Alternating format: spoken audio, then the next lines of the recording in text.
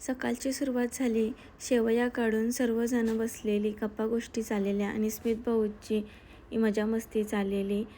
40 degree Celsius उन्हामध्ये आम्ही निघालो दापोलीला जाण्यासाठी. अंकिताई आम्हाला नेण्यासाठी आली होती. श्रेष्ठाला आम्ही तशीच झोपेतच उचललेली. एवढ्या उन्हामध्ये आम्ही गेलो आईस्क्रीमच्या दुकानात.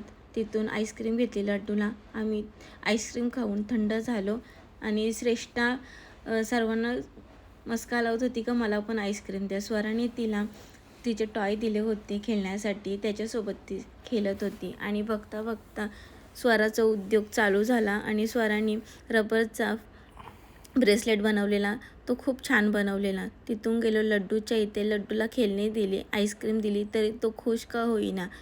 आता काय करायचं आमचं असं झालं.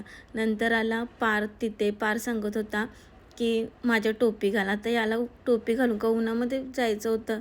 तेच आम्ही सर्व हसत होतो. श्रेष्ठा आणि पारची मस्ती चालू झाली. एक एक खेळण्यावरून त्यांची नुसती भांडणच चालू होती. हा खेचत होता, ती खेचत होती. नंतर श्रेष्ठा घरभर धावत होती आणि तिचीच अशी मजा मस्ती चाललेली. दोघांची भांडणं सोडून सोडून आम्हाला तर कंटाळा आलेला. जिममध्ये गेलो ती रस्सी प्लेटमध्ये गुंतून पडली, पायावरनं फ्रॅक्चर झाला.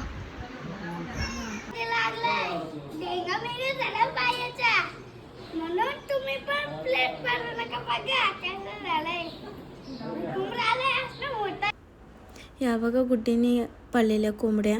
या तांदूळ नाही जवला खात होत्या. हे मी पहिल्यांदाच बघितलं. तिथून गेलो कुंडेवालला मम्मी पप्पाकडे. तिथे श्रेष्ठाला स्वामींची पादुका भेटली. तेच ती आम्हाला दाखवत होती. त्याला तिने टिकला लावला आणि नमस्कार केला. ते तिला सोडायचंच नव्हतं. तिला कशी बिशी मनवली आणि आम्ही तिला शिवाजीनगरला घेऊन आलो. Thanks for watching.